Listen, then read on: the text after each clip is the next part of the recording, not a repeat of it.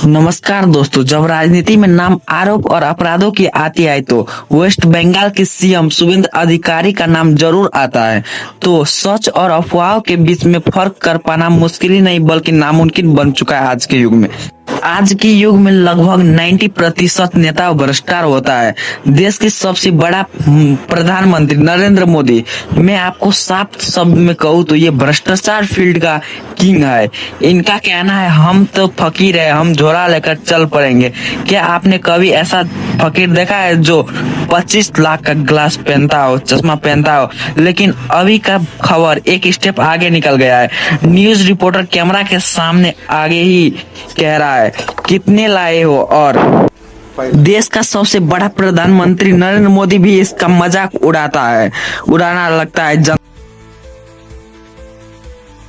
सामने TV camera के सामने कितना लाए हो? अच्छा, लाओ लाओ, और ऐसे कुर्ते में रख देते हैं। टीवी पे देखा कि नहीं देखा आपने? और चेहरा कितना भोला भाला था, ऐसा लगता था ये तो रोज की आदत। जनता के सामने और बीजेपी यूट्यूब चैनल पर भी इसे अपलोड किया था, लेकिन अभी के समय आपको वो वीडियो नहीं मिला क्योंकि डिलीट कर दिया और मोदी जो भाषण दिया तो वो घोट लिया। अभी के समय में भारत मजाक बन के रह गया है। बिहार के हेल्थ मंत्री जो कि खुद लगता है कि इंसान अभी नशा में है, और जो इंसान को क्या बचा पाएगा जो खुद अपने ही नशा में रहता है, वो पूरा जनता को कैसे सुरक्षित रख सकता है? बिहार एक ऐसा राज्य है जहाँ पे नेताओं भ्रष्टाचार होता है। तो भारत के प्रचलित 3 नेताओं जो कि भ्रष्टाचार करते हुए पकड़े गए, उसके बारे में आज हम बात करेंगे, जो कि भारत के अंदर सबसे खत्म कर रहा था, सब कुछ खत्म कर रहा था। इसका मेन इंसान है नरेंद्र मोदी।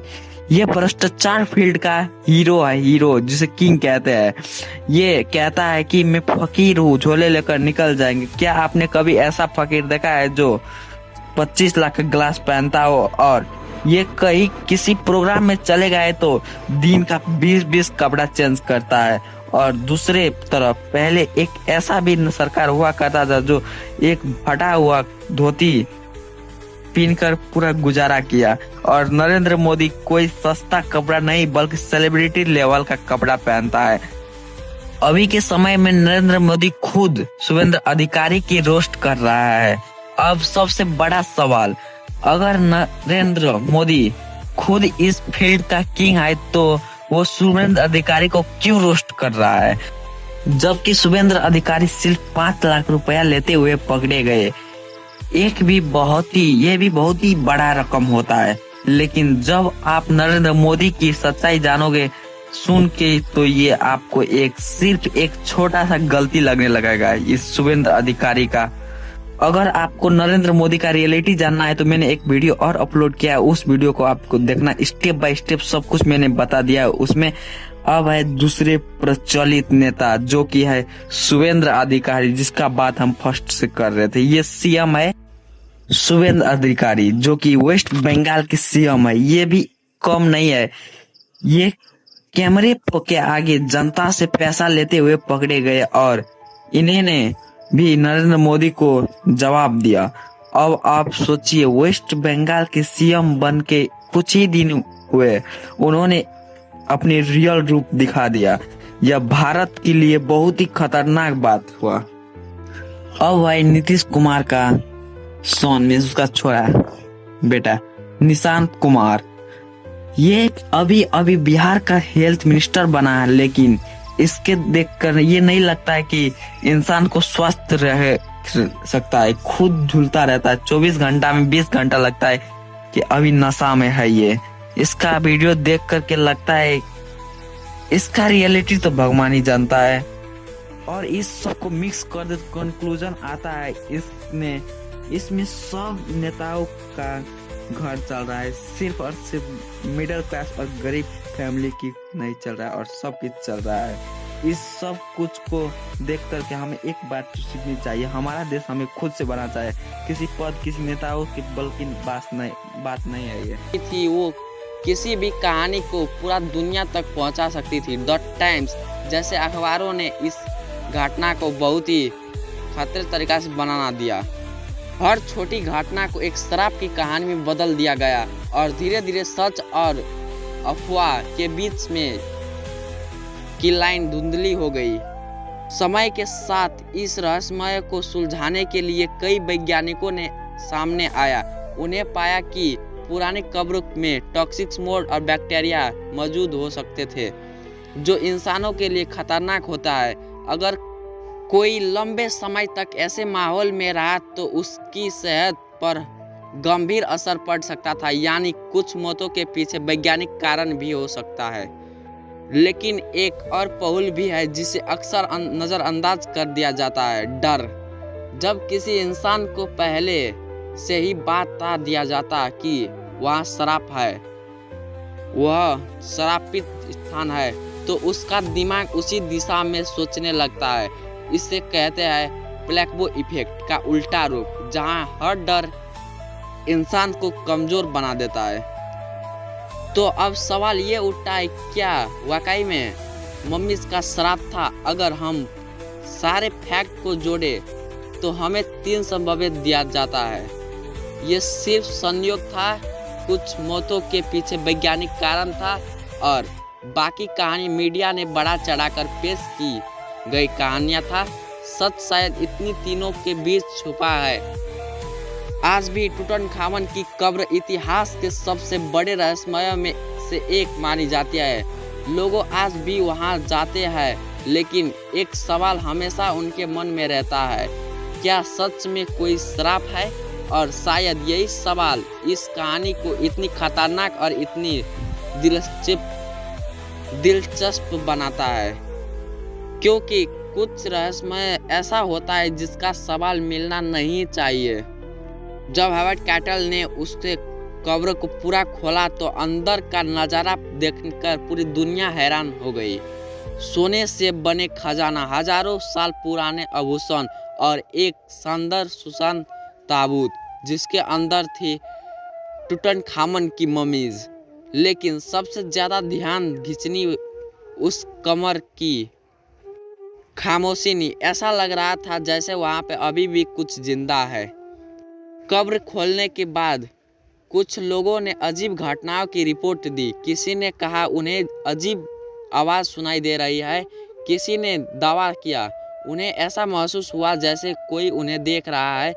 यह सब सच था, यह सिर्फ डर का असर, क्योंकि जब दिमाग डरता है तो हर चीज़ उसे असली लगने लगता है। एक और कहानी बहुत ही मशहूर हुई। कहा जाता है कि जब हावर्ड कैटल ने कब्र खोली तो उसे दिन उसने देखा वो अपने घर पे एक सांप ने उनके पालतू पक्ष को मार दिया। मिस्र से सांप को राजा का प्रतीक माना जाता था। लोगों ने इसे संकेत माना कि फिराव नजर हो है। बहुत से लोग मानते हैं कि कब्र के अंदर एक खतरनाक श्राप लिखा हुआ था, लेकिन इतिहासकारों के अनुसार टूटनखामन की कब्र में कोई सफा श्राप लिखा हुआ नहीं मिला। तो फिर ये कहानी कहाँ से? जवाब है डर, मीडिया और कल्पना। समय के साथ यह कहानी सिर्फ इतिहास तक सीमित नहीं रही। हॉलीवुड ने इसे और बड़ा बना दिया। फिल्मों, कहानियाँ और डरावने किरदार जैसे द ममीज, इन सब ने ममीज को श्राप को ग्लोबल डर बना दिया। जब यह सिर्फ एक घटना नहीं था बल्कि एक लेजेंड बन चुकी थी। आज के समय में वैज्ञानिक और इतिहासकार इस बात पर सहमति है कि ज़्यादातर श्राप की कहानियाँ या तो बढ़ा चढ़ाकर बताई गई या पूरी तरह से बनाई गई। लेकिन फिर भी कुछ सवालों आज भी बाकी है। इतनी सारी मौत, इतनी अजीब घटनाएं, क्या ये सब सिर्फ संयोग हो सकता है? शायद हम अभी भी पूरी सच्चाई नहीं जान पाएंगे, क्योंकि इतिहास सिर्फ वही बताता है जो बचा रहा जाता है और कई बार सच समय के साथ खो जाता है। लेकिन एक बात है, टूटनखामन की कब्र आज भी दुनिया के सबसे बड़े रहस्यमय में से एक है और शायद यही रहस्यमय इसे हमेशा जिंदा रखता है। तो आखिर में सच क्या है? क्या वाकई में कोई श्राप था या यह सिर्फ इंसानों का डर और संयोग की कहानी थी? हॉवर्ड कैटल ने कब्र खोली और सालों तक जिंदा रहा, लेकिन लॉर्ड कैरवन जैसे ही कई लोग रहस्यमय तरीका से मरे गए। टूटनखामन आज भी अपनी खामोश कब्र में सोया हुआ है, लेकिन उसका नाम आज भी दुनिया भर में गूंज रहा है। शायद ये कहानी की श्राप की नहीं है, बल्कि इंसानों जिस आशा की है हमें हर रहस्यमय के पीछे भागने पर मजबूर करते हैं।